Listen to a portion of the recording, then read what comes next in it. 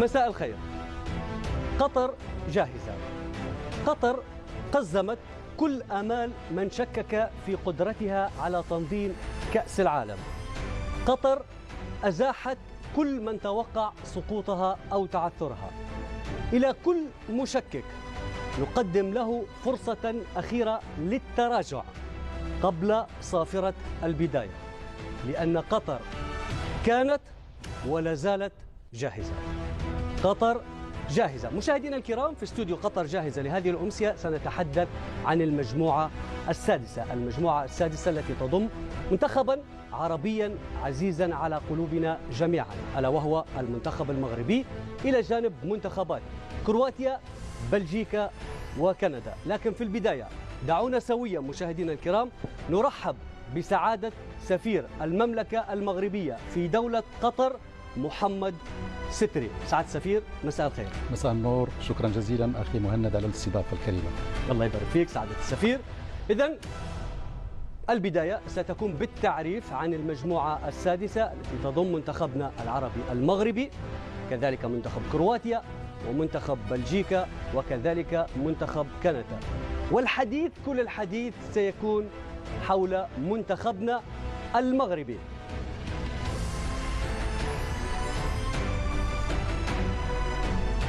أمامنا مباريات المجموعة السادسة بالتواريخ، بالملاعب، والتوفيق.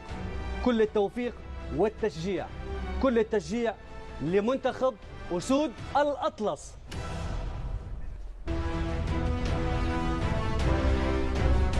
القنوات الناقلة لمباريات كأس العالم فيفا قطر 2022، قناتان عربيتان، قناتان إنجليزيتان، قناتان فرنسيتان، وقناة عربية بجودة 4K. والتعليق سيكون ب4 لغات: العربية، الإنجليزية، الفرنسية، وكذلك الإسبانية.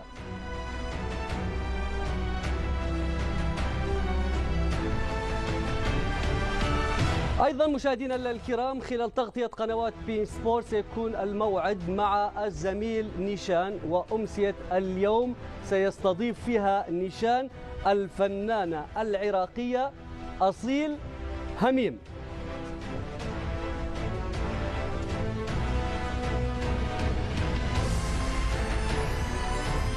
على بركة الله نبدأ. قطر جاهزة مع سعادة السفير، سفير المملكة المغربية في دولة قطر. سعادة السفير، كيف ترون استضافة بلد عربي لأضخم تظاهرة عالمية؟ وفي الحقيقة نشهد هذه الأيام عرسا كرويا عالميا تستضيفه بكل جدارة واستحقاق دولة قطر الشقيقة، التي لم تدخر أي جهد منذ الإعلان عن شرف احتضانها لهذه التظاهرة منذ 2010، وهي تبذل قصارى الجهود، لا من ناحيه المنشآت، لا من ناحيه الملاعب، لا من ناحيه البنى التحتيه، لا من ناحيه الاتصالات او المواصلات. كل شيء والحمد لله اصبح جاهزا، وان شاء الله دوله قطر ستفاجئ الجميع بدوره فريده بكاس عالم استثنائيه ستكون ناجحه على جميع المقاييس. سعاده السفير، نحن كعرب كيف يمكننا ان نستثمر هذه الكأس وهي كأس عربيه لتغيير الصوره النمطيه للعالم؟ والله سمو الأمير حفظه الله كان محقا لما قال بأن هذه الكأس كأس لكل العرب، فبالتالي هي مناسبة لنا جميعا لنظهر للعالم أننا أمة موحدة، وأننا أمة لنا حضارة ولنا تاريخ ولنا رصيد، وأن بإمكاننا العمل الكثير لتغيير بعض الأفكار السطحية وبعض الكليشيات التي تسيء إلى سمعتنا والتي تسيء إلى تاريخنا وتسيء كذلك إلى حاضرنا. إن شاء الله من خلال هذه الكأس ومن خلال هذه التظاهرة ومن خلال الأنشطة التي ستكون منظمة على هامشها سنعطي البرهان على أن العرب قادرين على رفع التحديات وعلى إعطاء صورة تليق بهم.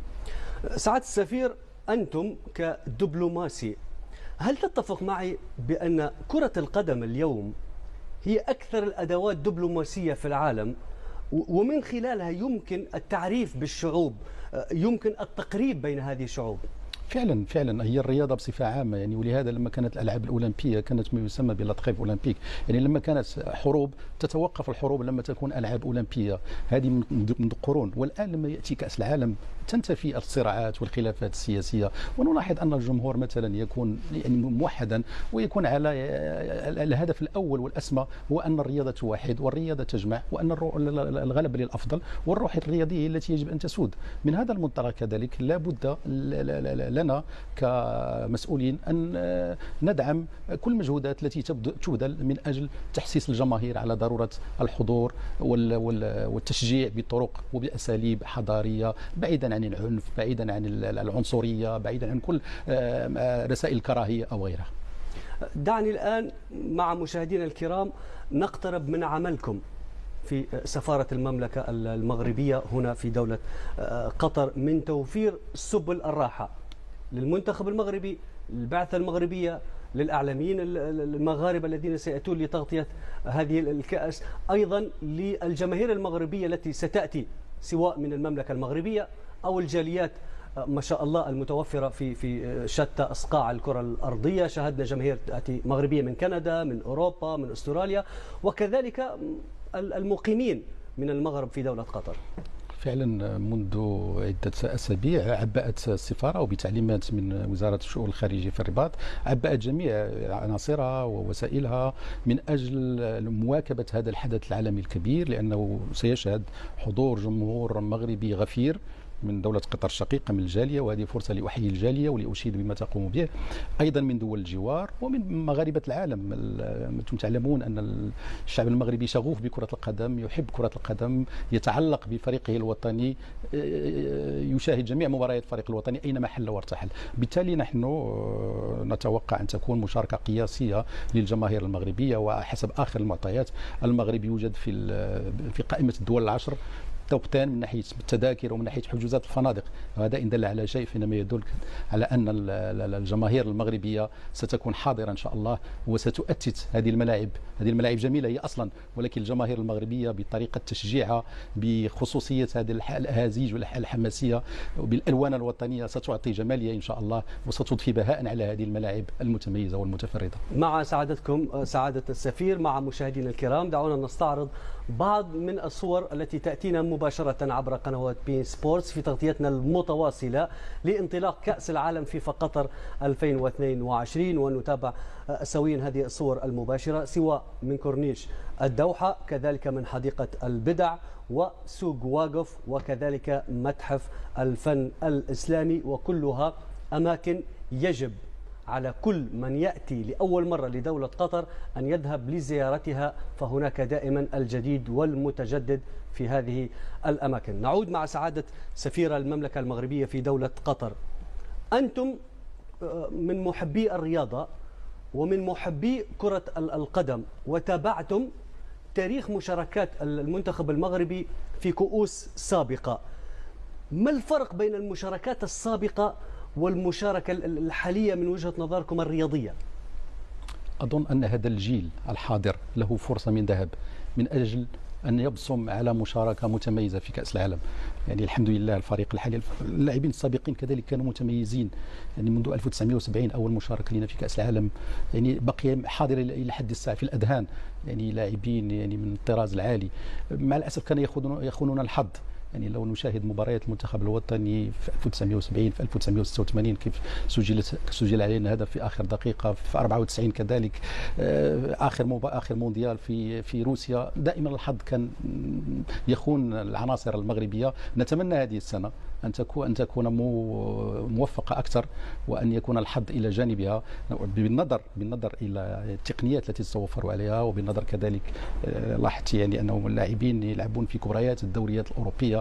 يعني لو اخذنا التشكيله يعني نتمنى ان شاء الله ان يكونوا في الموعد، واكيد نحن متفائلين، وان شاء الله ستكون المشاركه المغربيه هذه السنه في هذه الارض الطيبه، ستكون دوله قطر الشقيقه فأل خير علينا ان شاء الله، حتى نبصم على مشاركه ناجحه ومتميزه ونذهب الى ابعد الحدود ان شاء الله. لا أعرف لماذا سعادة السفير دائما في ذهني مشاركة كأس العالم فرنسا، مونديال فرنسا، ربما هو عامل السن، لكن نعم. أذكر تلك المشاركة، وتقريبا المنتخب المغربي أبكى كل الجماهير العربية في كل ما حدث، خصوصا وقدم مباريات كبيرة ومهمة، خصوصا تلك التي كانت مواجهة النرويج بهدفين لهدفين أو الانتصار بثلاثية على المنتخب الاسكتلندي. لكن نأمل خيرا إن شاء الله، ونؤمن جدا بقدرات لاعبينا المغاربة في هذه النسخة.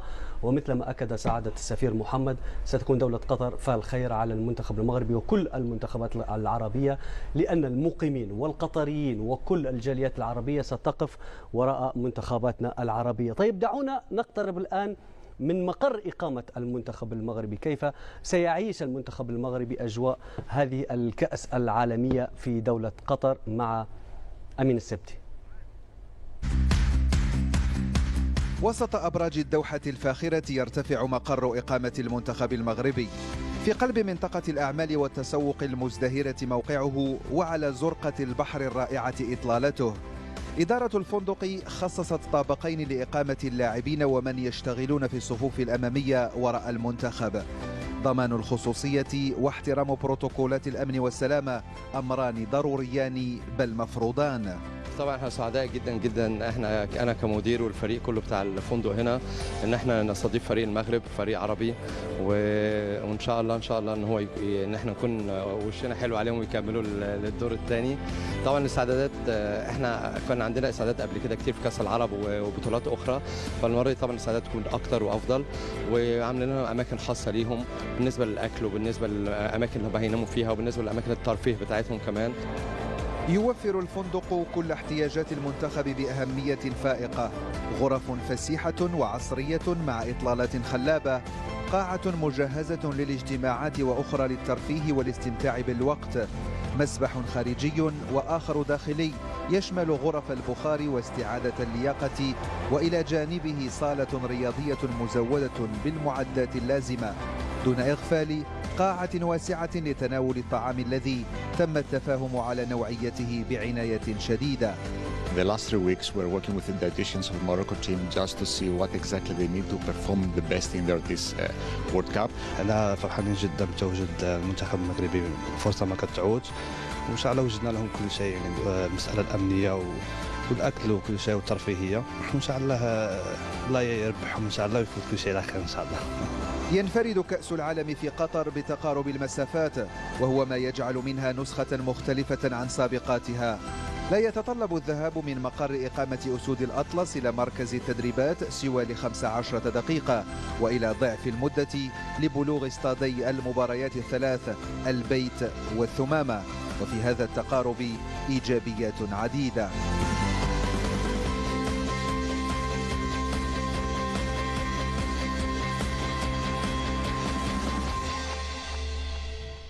شكرا ليمين السبتي. سعادة السفير، هل لكم أن تحدثونا عن استقبالكم لبعثة المنتخب المغربي، البروتوكول المتبع حينما استقبلتم البعثة، اللاعبين، من يعول عليهم ليس فقط من الشعب المغربي، العالم العربي، لأننا ارتبطنا بهؤلاء النجوم تقريبا كل أسبوع عبر قنوات بين سبورتس، لأن نجوم المنتخب المغربي كما تعلم جيدا هم نجوم المنتخبات الخمس الكبرى. نتحدث عن بونو، نتحدث عن حكيمي، نتحدث عن زياش، نتحدث عن العديد من هذه الأسماء، مزراوي. فهذا مدعاة للفخر أولا، وثانيا نريد أن نطمئن كيف كانت البروتوكولات في استقبال هؤلاء النجوم. الحمد لله بالفعل تم استقبال الفريق المغربي في أحسن الظروف، ومرت مراسم الاستقبال على أحسن مستوى. يعني كانوا الإخوة الأشقاء القطريين لم يدخروا أي جهد، وهذه مناسبة لأشكرهم ولأشيد بما يقومون به، لأنه تنظيم تظاهرة من هذا الحجم ليس بالأمر السهل، ولكن هناك احترافية وهناك دراية كبيرة بكل صغيرة وكبيرة، فتحية لهم وتحية تقدير وإشادة لأشقائنا القطريين. كان الانتقال من المطار كذلك إلى الفندق، وفي الطريق شاهدت يعني مع الفريق، مع أعضاء الفريق المغربي، كيف أن الجماهير ليس فقط المغربية ولكن العربية لما شافوا الحافلة مكتوب عليها المغرب، فكنا يعني سعداء جدا بتلقي التحايا وبالتشجيعات من الجماهير. وهذه تعرف لماذا سعادة السفير؟ نعم. ونحاول نقولها بالدارجة المغربية. نعم.